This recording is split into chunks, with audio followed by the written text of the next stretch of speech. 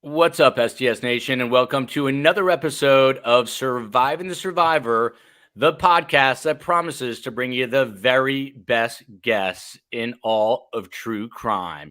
It is week 6 and quite possibly the final week of the Lori Vallow Daybell trial. We've had 5 weeks of testimony. They took a week to pick the jury. Each side has told Judge Boyce that they rested their case, and of course today we heard closing arguments with a one-day break on Wednesday. And as we speak right now, you can feel the nerves because the jury is deliberating. They are behind closed doors. It's quite possible we'll get some information. If anyone hears anything, since we are doing the podcast, like they reached a verdict, please let me know. And I'm trying to pay attention to that as well.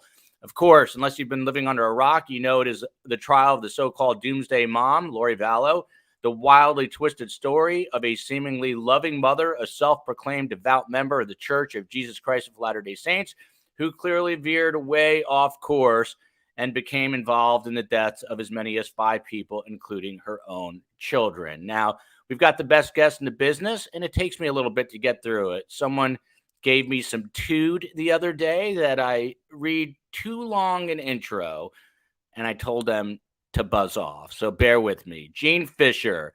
She recently retired after nearly 33 years of service at the Ada County Prosecutor's Office as the Special Crimes Unit Chief. That is the same county, of course, where this trial is going on. During law school, she interned at the prosecutor's office before being hired directly out of law school in 1989 and then became the supervisor of the sexual assault unit and is focused on these cases ever since. Tara MALEK, you know the face. You know her. She's been on the show a lot. She is an Idaho licensed attorney out of Boise, practicing in state and federal court in business and commercial litigation, and has experience in both civil and criminal law. Lisa DADIO, she has been on before, but not since Brian Koberger. She is a retired police lieutenant with the New Haven Police Department in Connecticut. She spent 16 years in the detective division and now teaches both undergraduate and graduate level courses at the University of New Haven. And finally, we've got Josh Ritter. He is the outstanding 2015 Prosecutor of the Year. He was named that by the Association of Deputy District Attorneys. He is a partner in Eldabe Ritter Trial Lawyers. But for all you guys, he hosts an awesome podcast, True Crime Daily, The Sidebar, True Crime Daily, The Sidebar. Remember, please follow us on Facebook, Insta, Twitter. I put out all the show times at Podcast STS. You can support us at Patreon and on YouTube. The merch store is open with all the links. Carm is doing a Patreon and YouTube member event on May 18th. And Carm and I will be on Court TV following this, 8 p.m. Eastern Time with Vinny Politan. Now that the intro is over and I don't have to tell anyone to buzz off, Jean Fisher, they are deliberating right now. You're a prosecutor in that very courthouse. What's it like once you rest your case and it's out of your hands? Oh, let's unmute yourself. Okay. Well, I'm sure it's a huge sigh of relief for the prosecutors to finally deliver this to the jury. They certainly went in knowing exactly the message that they wanted to deliver. They stuck with their theme throughout the entire from opening to closing today. They stuck with, the same thing of power, money, and sex. And I think that they really highlighted that with and punctuated that with the evidence that they were able to bring in. So I think that they delivered what they said they were going to deliver. And I think that, whenever you turn a case over to the jury, there's obviously a huge side of relief and an awful lot of anticipation. And you can't help it, but, as soon as you're done, you think of all the things that you wish that you could have said or should have said, and just hope that you hit all the right notes. Woulda, shoulda, coulda. Yep. You know what, Gene, I'm going to mute you. Don't worry about it. And everyone else, I think we're okay. But Tara, to you, you're the flip side. I mean, you were a prosecutor, but you're a defense attorney now. So what do you think Jim Archibald is feeling now? And he didn't have much to work with. We'll get into the closing arguments, but they didn't present a defense, but his defense was basically Chad did it in closing arguments. So how do you think he's feeling right about now? Oh, I'm sure both sides are really nervous. I mean, there's an immediate sense of relief when you end and you say the last word of whatever your closing argument is, and then much like what Jean described, you sit down and you're like, oh shoot, I should have addressed this issue or that issue. And hindsight is, 2020, and you're operating off of a lot of adrenaline and very little sleep usually, and in these types of cases and in trials. So I'm sure he had mixed emotions there, and the waiting is the worst part. It's just, you don't know how long deliberations are going to go. Everyone's kind of on pins and needles until they hear something. Yeah, and it could again come tonight. I'm not sure what time they're deliberating until. If anyone, any member of STS Nation knows this, please let me know. Lisa DADIO, we haven't had you on this case yet, so I'd love to just get your, you were a detective. You covered some grisly crimes, some high-profile crimes. Where does this case rank in terms of the just the disturbingness, if that's a word, of the crime itself? Because this is out there. It is, and unfortunately, we're seeing more and more of them throughout the country. To be quite honest with you, that are coming to light, and so from an investigatory side, it's trying to stay focused and kind of handle one case, one victim at a time, the best that you can, and not get caught up in it. Stay focused. Focus on putting all the facts together. I call it like putting together a 1,000-piece puzzle, one piece at a time, so that your case is as strong as it could be when it goes to trial, and assume that every case that you're going to investigate is going to go to trial. And if it's strong all the way throughout, and you dot all your I's and cross all your T's and don't leave any stone, kind of uncovered, then you're good to go. And then the rest is up to the attorneys, both prosecutors and the defense, and then obviously the jury. Wood killed it. Obviously, the prosecutor. This is from JAG. I think Lori will be toast before the end of the day. The day is still going there. By the way, it is 4:40 local time in Boise right now. And it'll happen, she says, right in time for Mother's Day. Happy Mother's Day to everyone except Lori Daybell. So, yeah, happy Mother's Day to everyone. Teresa here chiming in with that. Hi, STS Nation. Happy Mother's Day to all loving mothers here in chat. And to Carmela and Miss Waldman, love from me in Ireland. I wonder, is Ireland celebrate Mother's Day the same day we do? I'd be surprised if they did, but maybe they do. Josh Ritter. Some people, forgot all the charges involved here, and Judge Boyce, before he even got going today with closing arguments, made these charges clear so the jury would know what they are deciding on, and they are the following: conspiracy to commit first-degree murder and grand theft by deception regarding Tylee Ryan, first-degree murder for Tylee Ryan, and then the same thing, conspiracy to commit first-degree murder against J.J. Vallow, first-degree murder against J.J. Vallow, and same deal with Tammy Daybell, along with a grand theft charge. These are the most serious of charges. You've been following the case. Is there enough? Everyone seems to agree that there's enough on the conspiracy right now. Do you think that they are struggling with the actual first-degree murder charges? And again, we'll get into Jim Archibald. He said, look, there's no proof she killed anyone. That's what he said, minus his hair. But what say you? Yeah, I think if you're going to say that there was a weakness in the prosecution's case, and I don't think there was a weakness. It wasn't weakness in what they presented. It was just what they had. And sometimes you just don't have all the evidence that you wish you had. They don't have that smoking gun text message between Lori and Chad where she says, okay, tomorrow's the day. I hope you're prepared for this. They would have loved something like that to kind of show this knowledge on her part ahead of time and some sort of step taken in furtherance of this entire conspiracy and murder on Lori's part ahead of time, but they simply don't have that. So they did the best with what they did, and I think they did a remarkable job with all of that. But it's, you know, as her defense attorney pointed out, the weakness that what the defense is going to concentrate most of their efforts on is, okay, you've shown us a lot about reasons she may have had to have done this, her motives behind this, whether that be money, whether that be a new life she wanted to lead with Chad, whether that be her fringe religious beliefs. It seems like there's a lot of reasons and a lot of things that she said to some folks that would make you believe that she had a reason to participate in this. And then there's a lot of her behavior afterwards, consciousness of guilt, the way that she, you know, she's just not behaving like a person who just lost her two children, and is certainly behaving like someone that you could argue took part in, or at least had knowledge of, their murders. But that's the whole thing, is what did she know beforehand? What did she, it's that big question. What did she know and when did she know it?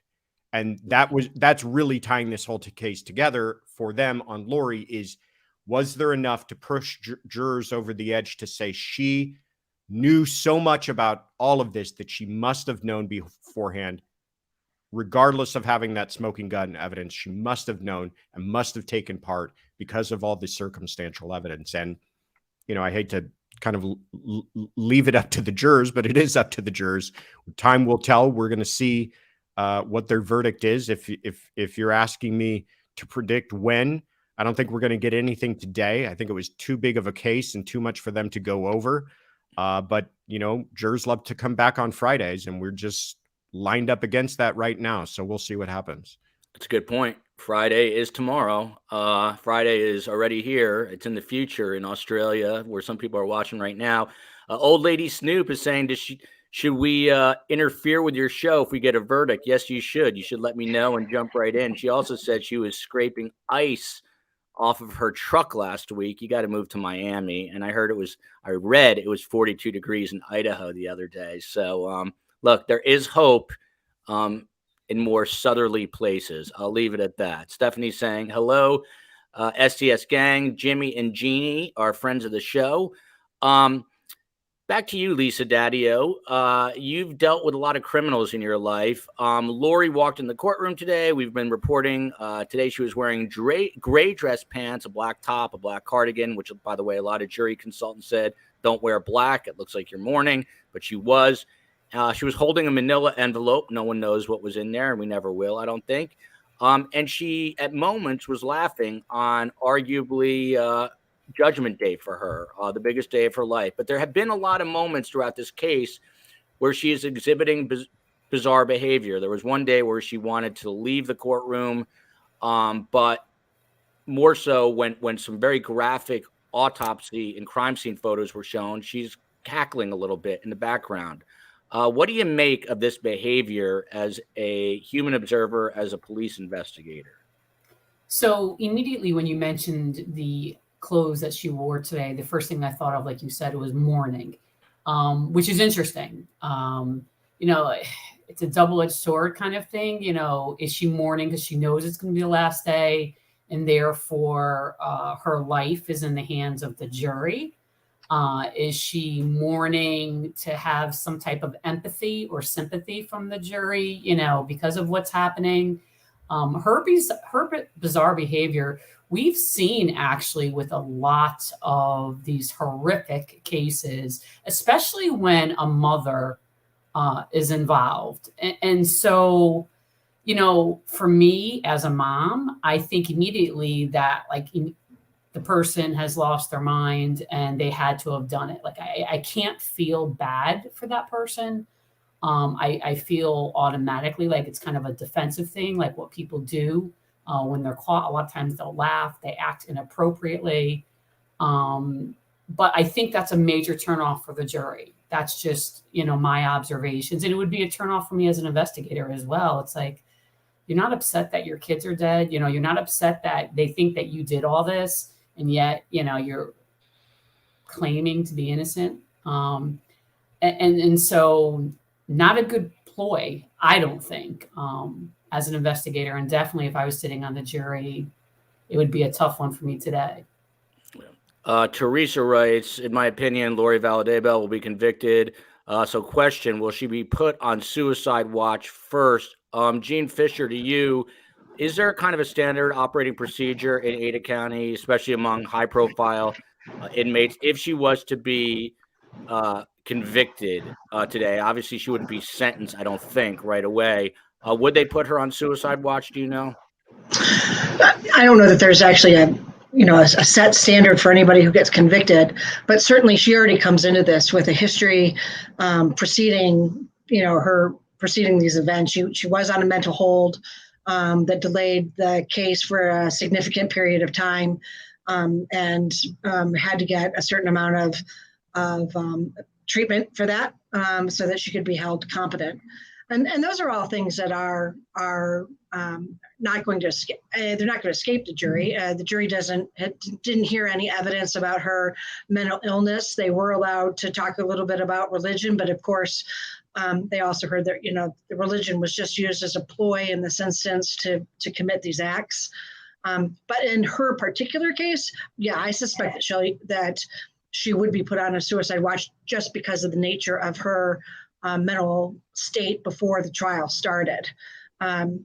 She's not been, anybody watching this and watching her would say that she's not reacted to any of this in a way that anyone would signify as typical or, as a healthy person, much less a mother, having lost her children. So I'm sure that they'll be particular to watch for her in this instance. And then let me just mute you here. There is a person who's been nicknamed, and I don't want to put you on the spot, Gene. I'm just curious if you know who this is, maybe, but they nicknamed a bailiff Courtroom Daddy. He was given instructions to the audience today, and he said, "Today is a very big day. Thousands of man hours have been put into this case, and we want to give the jury as much respect as we can. Please silence your phones. If you don't know how to silence them, turn them off. No photos or video in the courtroom. The lifesavers," and I'll tell you what that's all about, "are a double-edged sword. Please open the wrappers now." Larry Woodcock was handing out lifesavers, which Lori Vallow needs a lifesaver at the moment. But what is, you kind of mentioned it, but inside the courtroom itself on a huge day like this, it's being reported widely there was a completely different environment, like a very palpable environment. Can you take us inside what it's like inside there? Well, it is a really big day because you're finally to the end, and you're going to hear the closing arguments, and there's a lot of anticipation to get there, to wrap this up, and to be able to put all of this into some sort of concise argument for the jury and for those watching.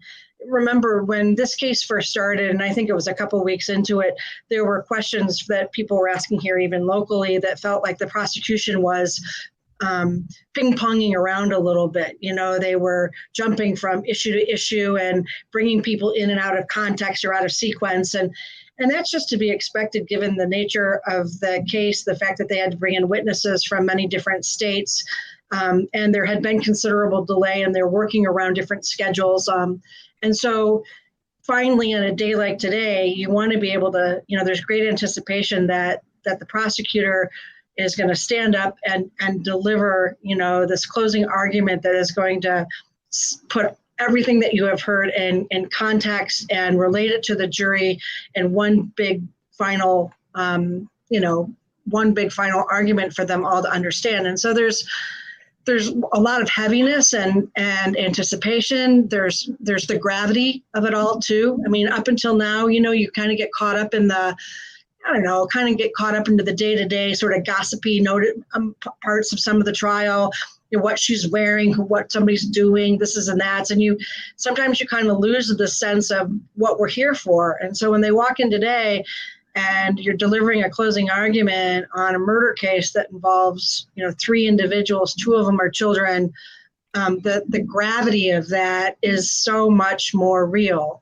And you remind the jury why they're there and how much they need to care and why we care as a community to see justice. And it just really comes together on closing argument day. And I think everybody knows that because, like I said, I think you get these long trials, you kind of get caught up in some of the gossip and the thises and that's of who's wearing what and what's happening here and there, and personalities in the courtroom. And today they finally bring it together and really need to bring it home. And there's a lot of anticipation for that. And that is a fantastic point. And there's a lot of gravity in this decision. The jurors are literally deciding the fate of a person's life. So I'm glad you brought that up. Meanwhile, Larry Woodcock, of course, JJ's grandpa, he walked into the courthouse today and he was playing a song on an iPad, and there's video of it, on Twitter and all that. He was playing "We Will Rock You," and he told the media that is JJ's song, and he was kind of like strutting to it. He seemed to be in a very good mood. He was passing out lifesavers from a big red bowl, and he was heard saying, "Y'all pass those down to the ladies over there." And a woman behind this court reporter said, "How are you doing, Larry?" And he said, "I am doing great." So obviously a huge day for the families as well. Tara, to you, Stephanie Ella says, weakest defense team I've ever seen in my entire life, to be honest. And I followed a lot of trials from start to finish. I know you live in that state. I don't want you to be ostracized. But what do you think? I mean, it was sort of weak, don't you think? Yeah, I think, it is a circumstantial case. There's certainly areas where any defense attorney could poke holes and provide alternate explanations that would be or could be reasonable here. I am surprised by the strategy, but what we also don't know is how much of that strategy was being driven by Lori. She is the client. And so if she is telling her attorneys, and the attorneys ultimately do have strategic control over the case, but if their client is sitting and saying over and over again, "Don't do this, don't throw Chad under the bus, don't talk about Alex in this way or that way," they can be limited in the defense that they present. Now, surprisingly, they waited until closing argument and did end up throwing Chad under the bus. And that is surprising because that wasn't really the theme or the strategy that came out in their defense at all throughout this case. But it's easy to kind of Monday morning quarterback decisions when you're on this side of it and not in the middle, and you don't know the ins and outs of that relationship between defense and Lori. But I would have wished for a little bit more. So. Well put. You ran for political office, and it was very well put, Tara. I can see that. Laura Wall. As an insult. Laura, she'll be governor of Idaho. I guarantee you one day. Laura Waldy. Hi, Joel, best guest, and of course the great STS Nation. I have butterflies awaiting this verdict. Pretty please don't let it be another Casey Anthony situation. Josh Ritter. That is followed up by Rhonda, who says, does it make it easier for an appeal since there was no defense? What say you? No, not really. In fact, oftentimes the more the defense does, the more appellate issues they can create. If they're making objections and preserving those arguments, then they're going to give the Court of Appeals something to take a look at. But if they're sitting there kind of on their hands, and I'm not saying this defense was doing that, but they were not lodging a bunch of objections and filing a bunch of motions, then some of those issues can be viewed as waived if they try to raise those later on appeal. And I think where the question was kind of going is, can a defense be so bad that alone creates an appealable issue? And what they're talking about is ineffective assistance of counsel is an argument that can be made on appeal if you feel that just your attorney dropped the ball so drastically that you weren't even afforded a proper defense. That is a real outside chance. It's kind of an argument that's thrown into almost every appeal because they just want to try to throw everything out the wall to see what sticks. But it's a real outside slim argument to make, because you really have to show that somehow the defense missed some completely obvious evidence or witness or something that they should have done that they did not do, that that so handicapped your defense that you weren't even given effective counsel. And so to answer the question in a long-winded way, no, just because they sat on their hands or maybe have been viewed to have sat on their hands does not necessarily mean they're giving themselves a better chance at appeal. Tali, who is watching us in Israel, where there are rockets raining down, so stay safe, Tali. Hey, everyone, I hope this storm, that is a euphemism for Chad's manhood, as we found out. Hopefully this storm will be over soon. This verdict watch is stressing me out. Lisa DADIO, I've asked so many guests this. I'm curious, why is someone like Tali all the way in Israel, and I've had people all over the world literally reach out, why are people so invested in this? A lot of people bark back at me and said it's because we want justice, but is there also a sense of drama, intrigue, what goes on in the mind of these people? What is your take? So let's go back to decades of crime shows that were on TV and the fascination. And here we are. I mean, I grew up on police shows and crime shows in the 70s and 80s. And here we are, in 2023, and some of the longest running and most popular shows on there involve crime. And I'm not even talking about the real crime stuff, that's on other networks, right? Not the major ones that are all, actors and actresses. But, there's always been the fascination with whodunit, going back to even Sherlock Holmes and all of that. There's the intrigue on the why. When you have something like this case, and one of your viewers brought up Casey Anthony, which still, obviously is concerning for a lot of us in the field, and we all have personal beliefs on it. It's the whole justice thing. Are they going to get justice? And how could somebody do something so horrific to another human being? And yes, they want justice in so many ways, but for as many people that are happy if the verdict is guilty, there are going to be a large portion of people that aren't going to be happy and say that, it should have been not guilty because of A, B, C, or D. And you're going to have those individuals that are sympathizers, that are going to feel horrible for her if she's found guilty, and those haters that will come out because she is possibly found not guilty. So it's a weird phenomena that's been around for decades about these types of cases. And I think it's only getting stronger. Gene Fisher, to you, from Laura P., does conspiracy hold the same punishment as murder in Idaho? And can you also, Judge Boyce began with, we hear it all the time, he began with jury instruction number 4. The defendant is presumed to be innocent, and the state has the burden to prove her guilty. The state must prove the alleged crime beyond a reasonable doubt. What does that really mean? And if you could answer this first question first. Conspiracy to commit murder is the same punishment as the crime, as murder. It would be the same as conspiracy to commit any crime that is carries the same punishment as the underlying crime for which the conspiracy was for. So it's the same punishment as murder itself. And when it comes to what does reasonable doubt mean, that is the prosecutor's that's the prosecutor's biggest argument and greatest challenge to a jury, is to try and get them to understand what does beyond a reasonable doubt mean. Sometimes we hear, beyond a shadow of a doubt, and that's not it, right? Beyond a reasonable doubt is when we talk to jurors about that, we talk about we talk about a doubt that sometimes they talk about a doubt that that you would hesitate on in the most important decisions of your life.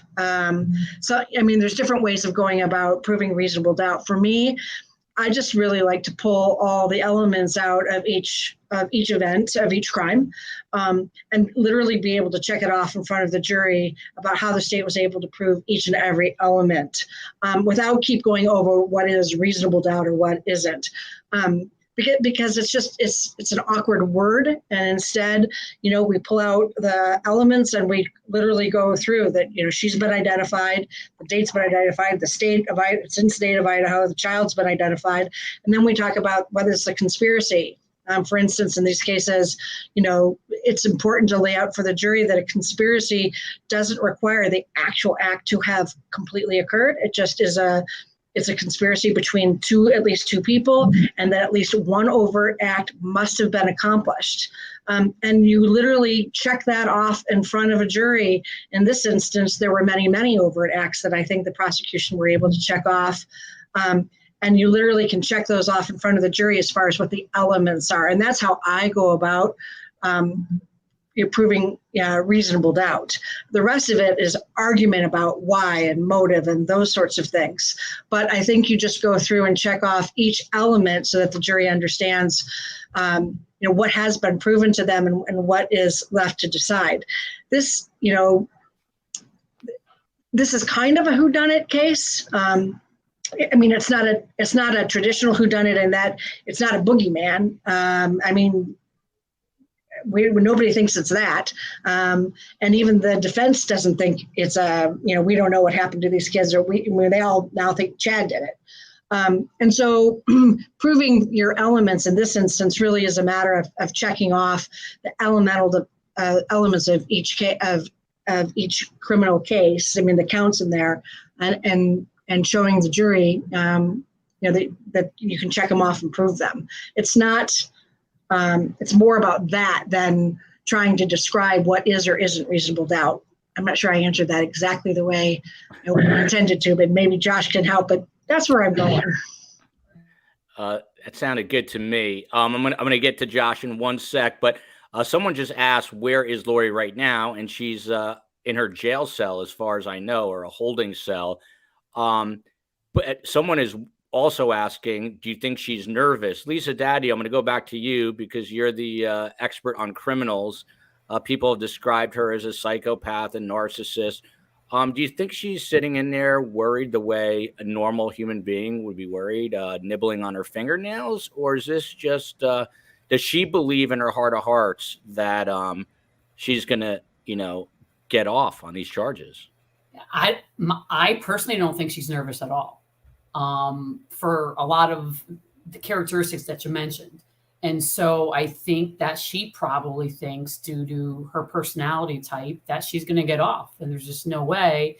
And sometimes, depending on a lot of different things, they actually believe that they are innocent, or there was a justification for why they did what they did. So I don't think that she's nervous. I think she's just like, whatever happens, and,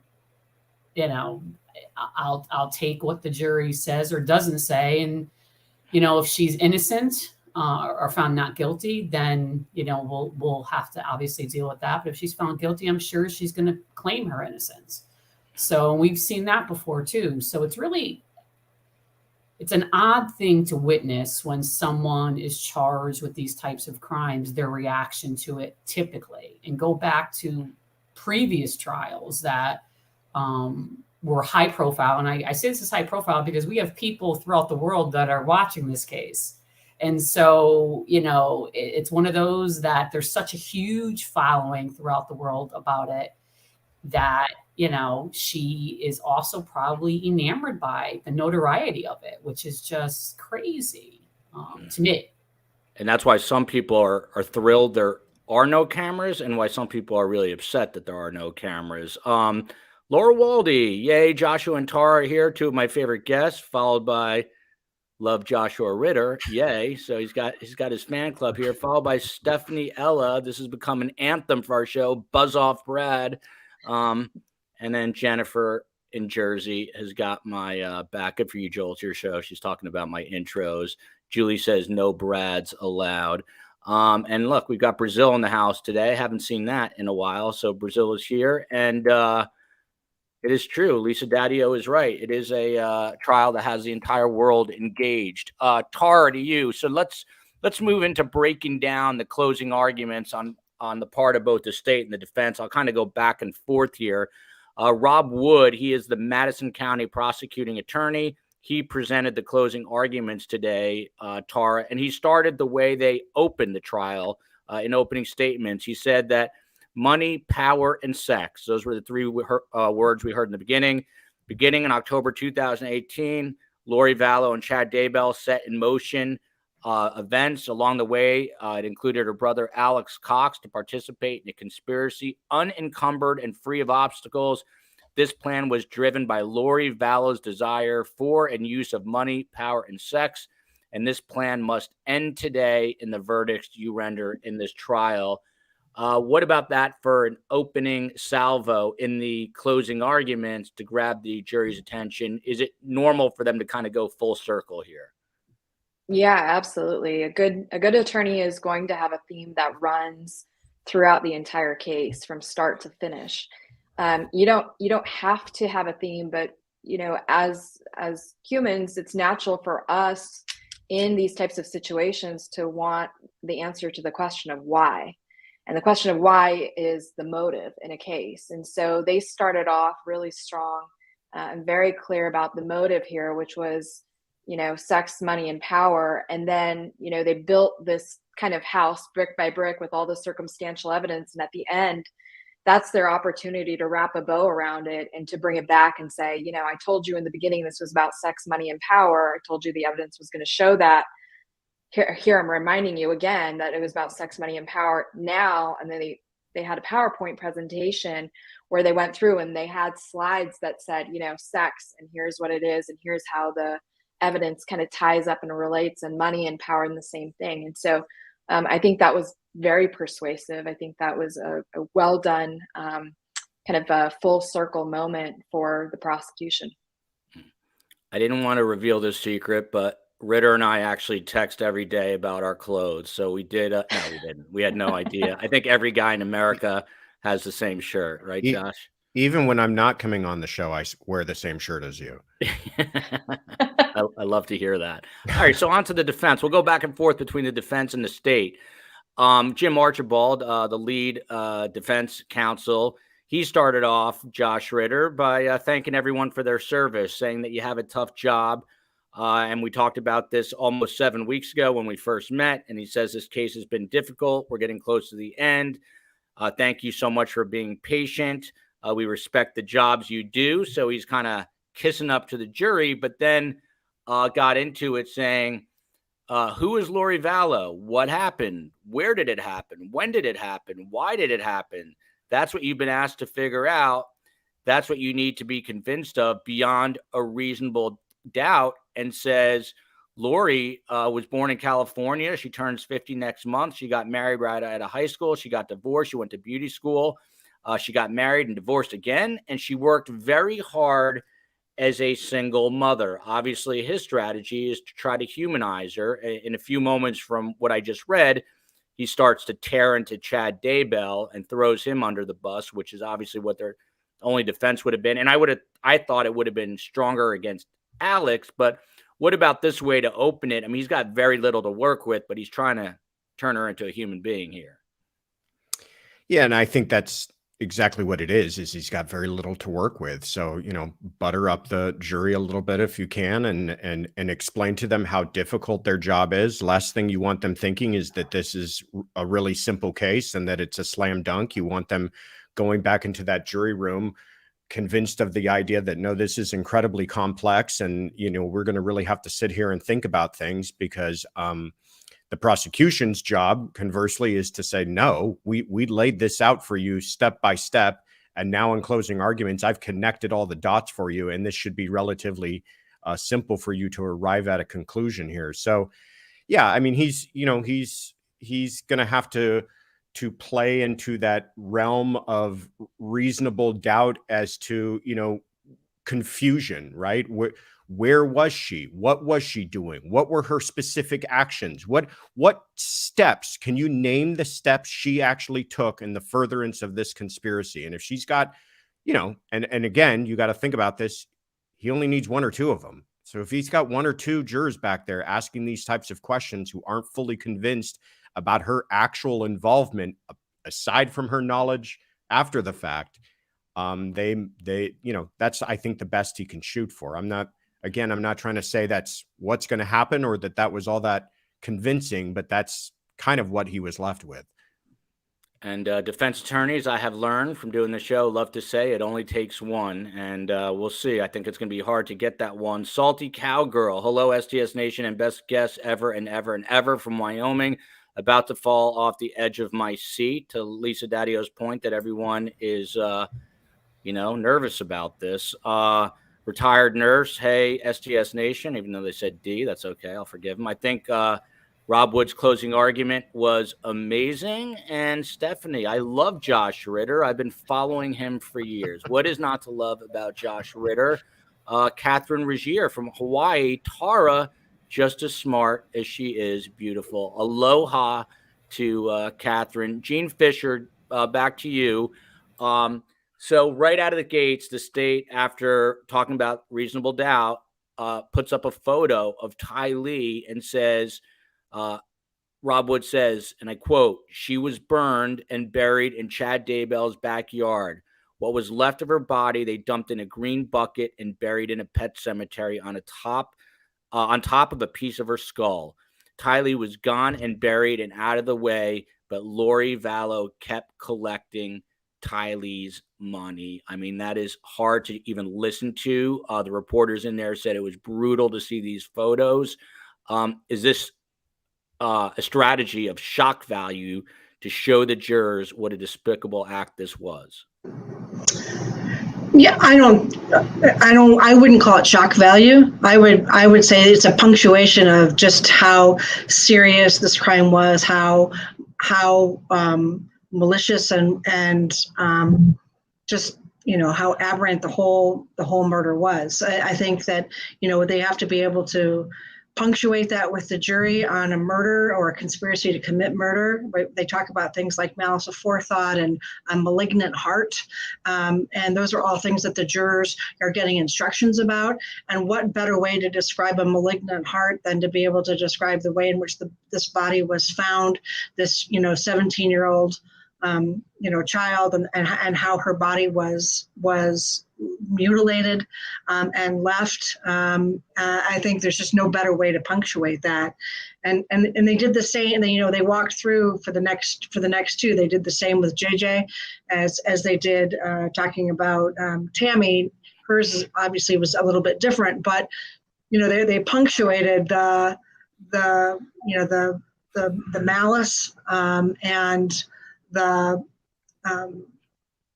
just the horrible nature of the deliberate nature in which these murders were committed.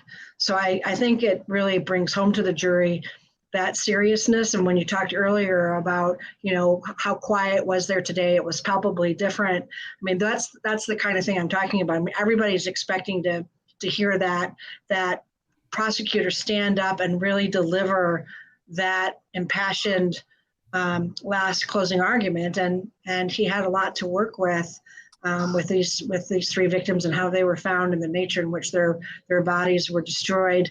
Calling it with Tylee, that she was garbage and trash, and just really punctuating it. So I think that it was very, very powerful. And Gene, Elise Witt, will the jury deliberate over the weekend on these high-profile cases in Ada County? Do they generally go home for the weekend? If they don't reach a verdict tomorrow, will they stay Saturday and Sunday? Well, in my experience, that they would have the weekend off. It may be that this judge will ask them whether or not they are willing to stay on Saturday. They definitely will not deliberate on Sunday. The judge may ask them if they're wanting to. Otherwise, if there's even a hesitation, they'll be sent home for the weekend if they don't have a verdict by tomorrow night. And as far as hours, how long they will let them go, different judges have different practices as far as how long they're willing to let a jury work. This has been a long case with a lot of information. Today was a graphic day, a powerful day. And these folks are tired, and I wouldn't be surprised if they're not making, if they're not indicating a significant decisions or that they're making a lot of movement today, that he wouldn't let them go relatively early tonight and bring him back tomorrow, arrested, and really be able to work at it tomorrow. And Lisa, so we're talking about these photos of the kids, also of Tammy Daybell, and Ty Lee was charred, literally charred and burned. How difficult as an investigator is it to work these cases with children? Everyone I've talked to says it's the hardest thing you can do. Do images like this stick with you for a lifetime? And you're also a mom on top of it. So just speak to the difficulty in these sorts of cases for you as an investigator. And they do. Even before I was a mom, I had a horrific child abuse murder case. And to this day now, it's been a long time. Those images and everything about that case, I can tell you everything. And so as an investigator, when it's so horrific, and whether it's a child, children and elderly always hit us the hardest. And not that, adults that aren't either one of those, but I think it has to do with the helplessness of it.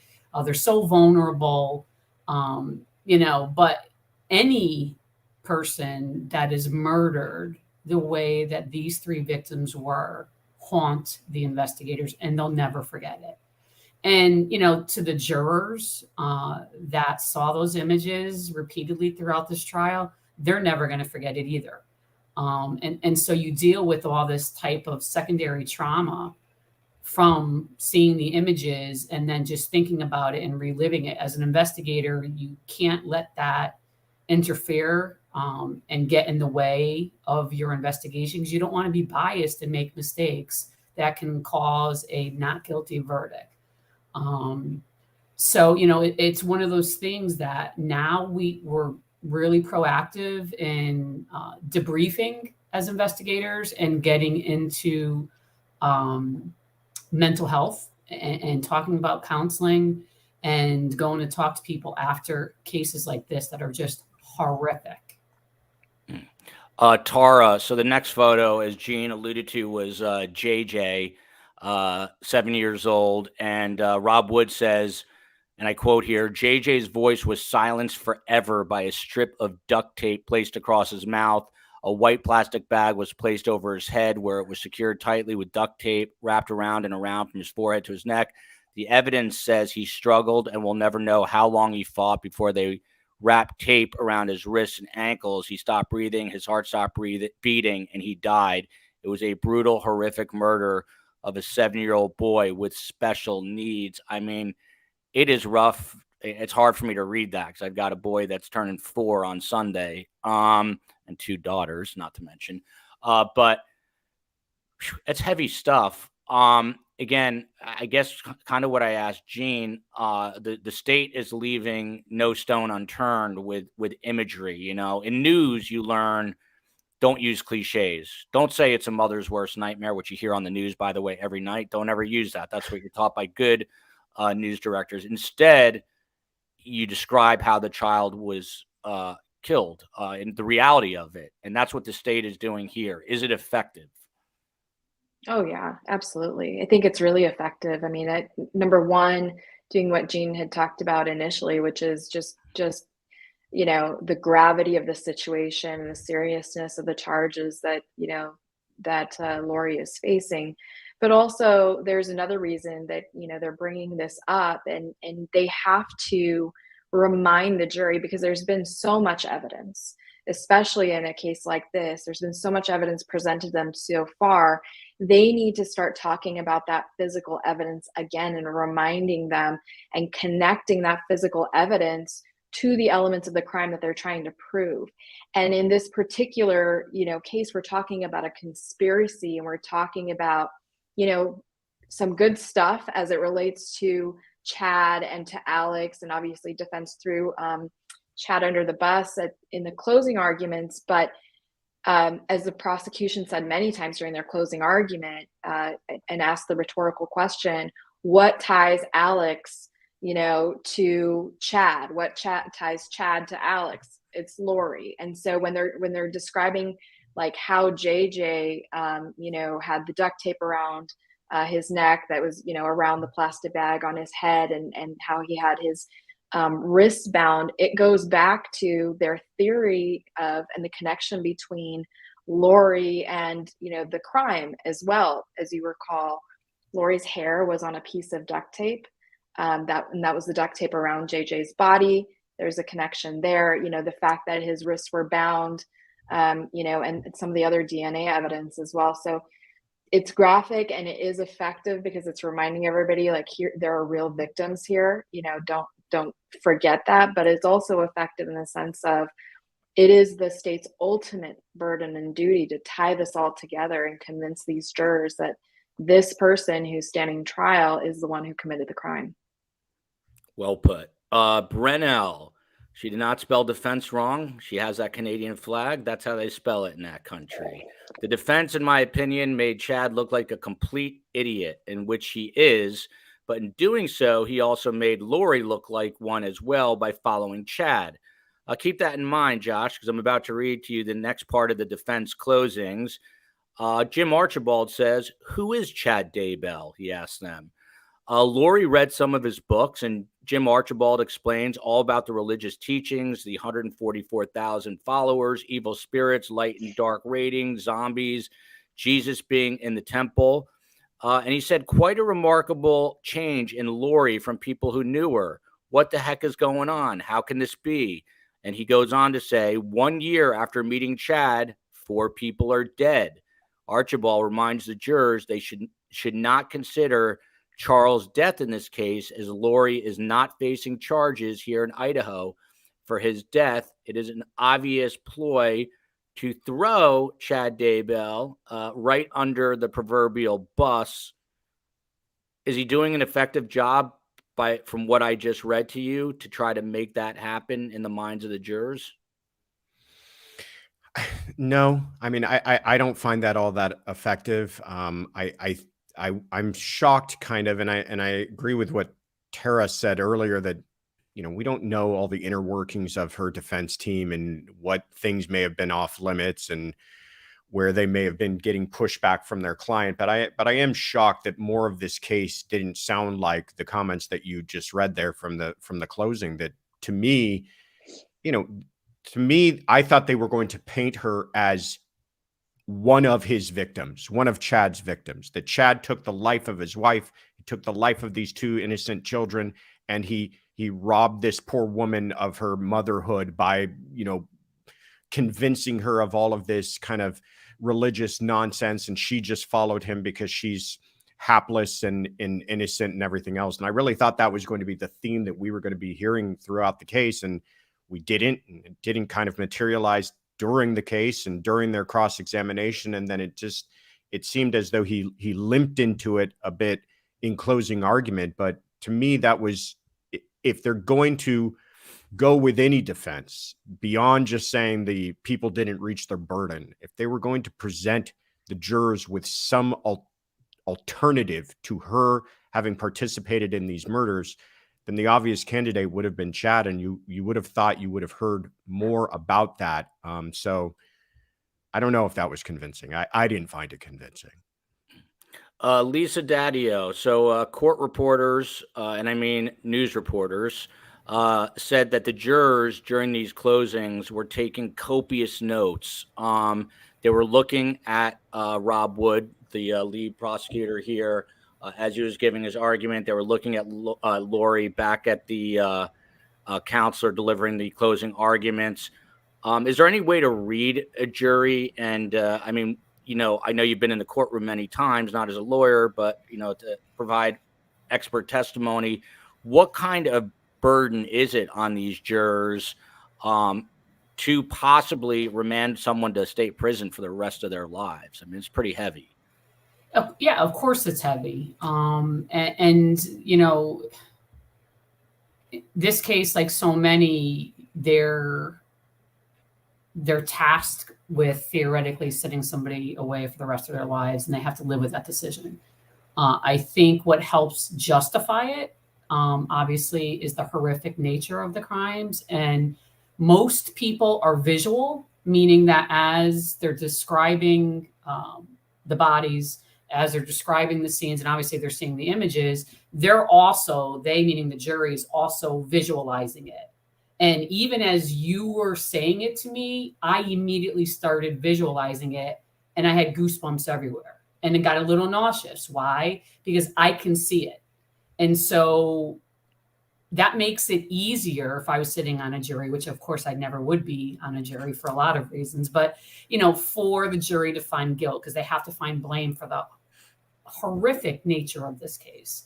And so I think that helps justify their verdict, even though they're tasked with, proof beyond a reasonable doubt and all that legal stuff.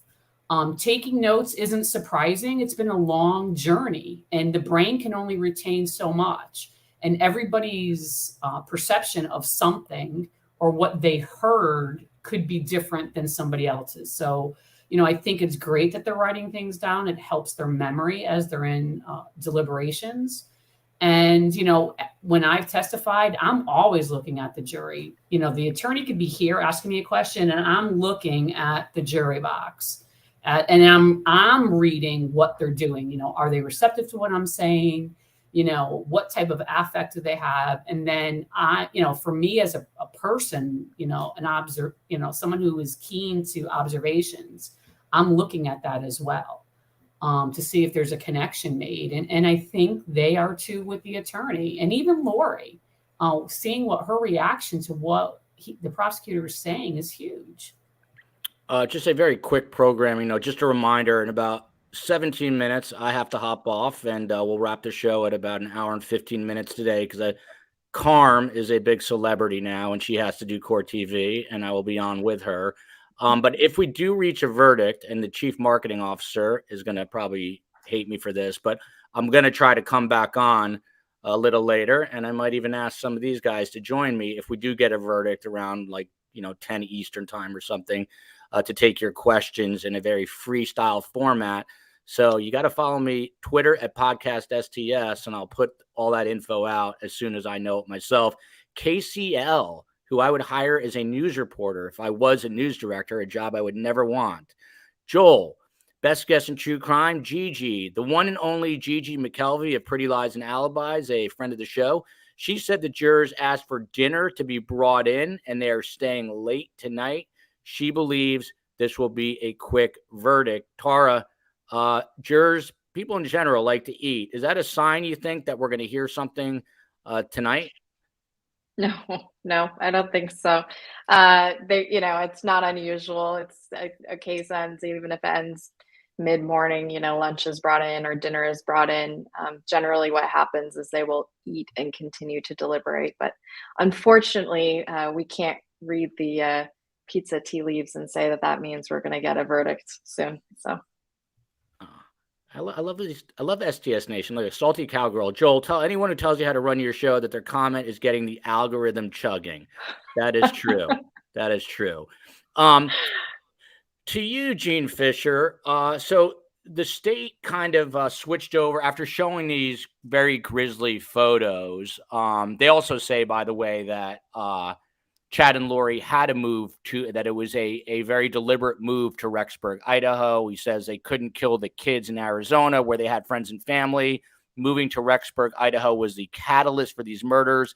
They had to hide Ty Lee and JJ. They had to go somewhere. Nobody knew them. Moving to Rexburg, Rob Wood says, was a catalyst for these murders. And then Alex followed. And then he gets into overt acts. He says overt acts Lori used to further conspiracy and grand theft. She never reported her kids missing. She changed bank accounts to get Social Security benefits from her kids, burner phones, etc. And Rob says all these steps were taken to further their conspiracy. What are these overt acts? It's a legal term, but what does it mean in English? Well, I mean, an overt act really is any act that is done towards the commission of that crime. So as in a conspiracy case, you just have to have at least two people, and they have to conspire together in order to commit a crime, in this case, murder. And whether the murder is actually happens or not, you can still be convicted of conspiracy. So an overt act, might mean that they have proven that they had conversation, that they agreed to the murder of the children and that they agreed to the murder of Tammy Daybell, that they may have put out enough evidence to show that, they called Alex in to assist, and that she sent JJ away, or JJ away with Alex. The last day that he was seen, they were talking about texts and connecting that his he'd gotten down to a 2 in the zombie meter, and whether or not he would hit 0 or not, she was having conversations about that. So an overt act is any act in the furtherance of the crime of which they are intending to commit. And I think that it can be any one of those overt acts that they have to accomplish. They don't have to be present. In addition to that, I am certain that they received an instruction on defining on what a principle in a murder is, because of the aiding and abetting. In order to be a principal in the murder, we also have aiding and abetting, and it doesn't require a person to be present when a murder is committed, as long as that person either contrived, compelled, coerced somebody else to commit a murder as well.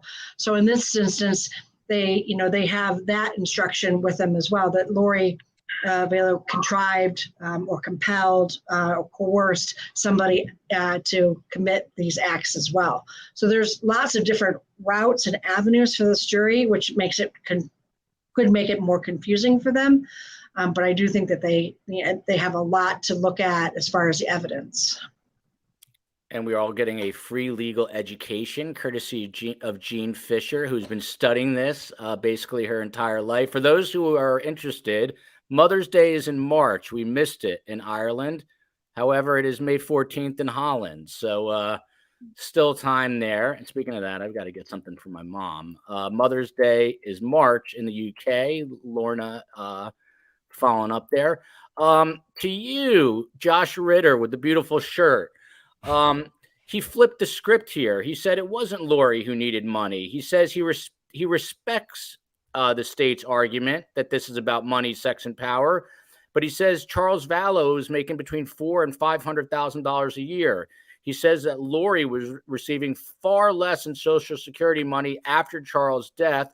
So what is the point of the death? And then she moves on to Chad. He moves on to talking about Chad and says he can't sell enough stupid books about the end of the world as Tammy has to support him. So Lori wanted to ditch Charles, who makes $400,000 to $500,000 a year, and go to Chad, who makes $30,000 a year, and she wanted to do that for money, he asks.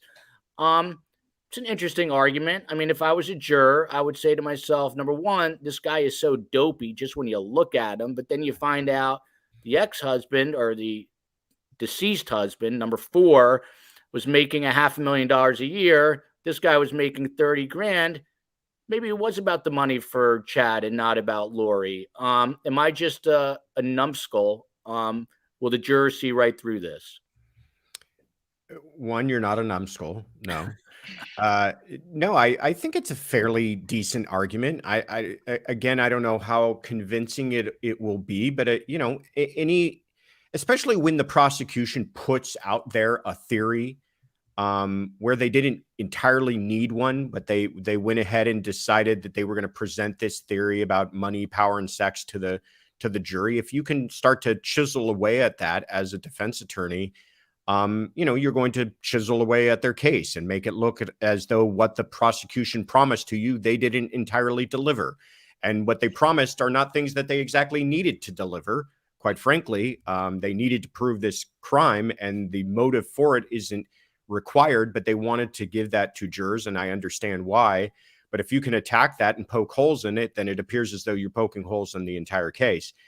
The other thing I think to keep in mind is that, the defense attorneys, they live in the world of confusion. And so whatever kind of doubt and confusion. And if they've got jurors back there who don't quite get things, and those things are not even important to the case itself, but they just find themselves to be confused, that might be enough to kind of create some discord amongst the jurors. And that's what a defense attorney wants too, is he doesn't want a bunch of people who agree with each other. He wants people who are maybe, back there arguing about the little things that don't seem to matter all that much. So I remember when I was a prosecutor that I would voir dire on this, that the idea that you're going to go back into the jury room and I'm not going to have answered every possible question in your mind. You're going to have, this is a story about life, and there's going to be some mysteries that you're going to have when you go back into the jury room.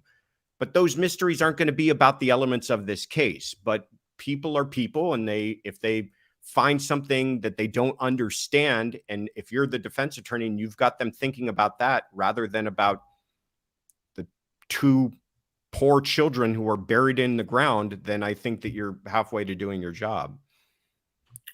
Irish Bro, a new viewer from Ireland. Glad to have you. Tracy Shaw.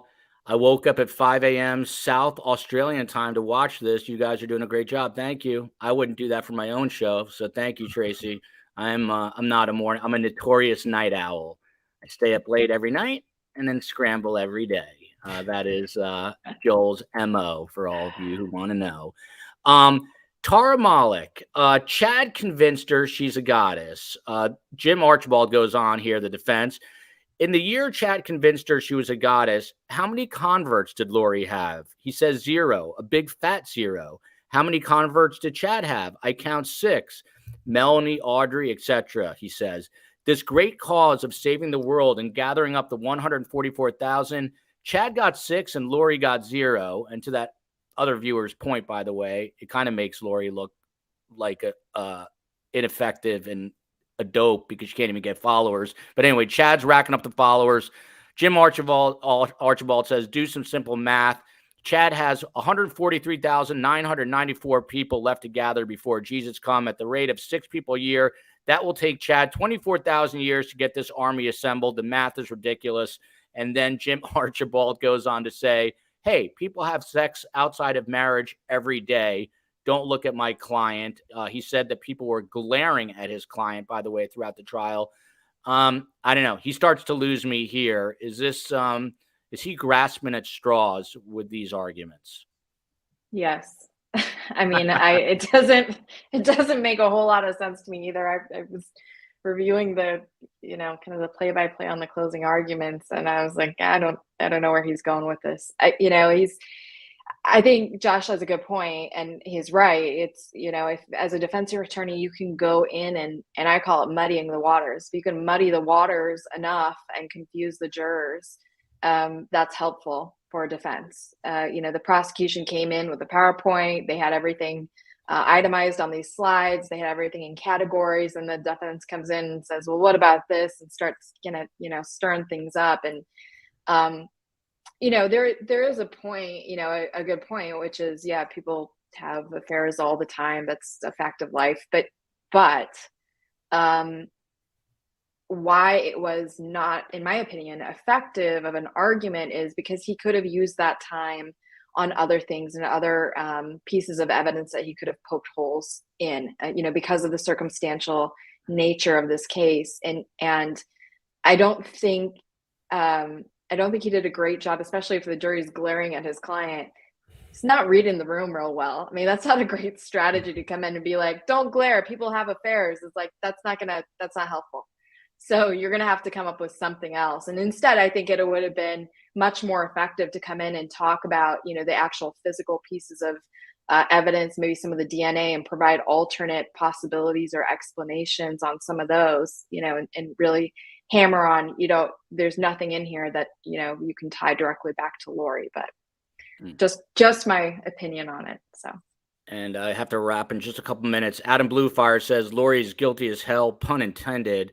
There's avalanches of circumstantial evidence plus actual physical evidence enough to convince any jury to convict with confidence. Lisa Dadio, one of those things, perhaps the most pivotal piece of evidence is this hair that was found on the bag, on the duct tape that encased JJ. Jim Archibald addressed that today, and he goes, is that a smoking gun? No, not at all. Why not? Because decomposition fluid was also in that bag. The pajamas were also in that bag. Kids' socks were also in that bag. A kid's blanket was also in that bag. To say Lori is a killer because they found a piece of her hair on duct tape, that's not true. I would hope all of you who are mothers, I hope your hair is somewhere in your kids' pajamas, socks, or blanket, he says. Any which way you slice it, it strikes me that is still a damning piece of evidence. There's a 1 in 71 billion chance it was anyone else's but Lori Vallow's. You're an investigator. How important is that singular hair? Well, so here's what we know about hairs and fibers, right? They're trace evidence. They're easily moved from one thing to another.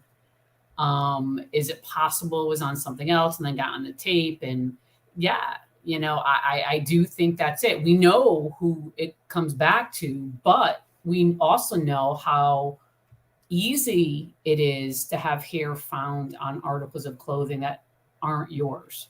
And so that is a little bit of a challenge. And again, I keep thinking about the Casey Anthony case with what they had. And while some of us watching it were like, oh, she's guilty for a lot of other reasons, back to the whole circumstantial side of it.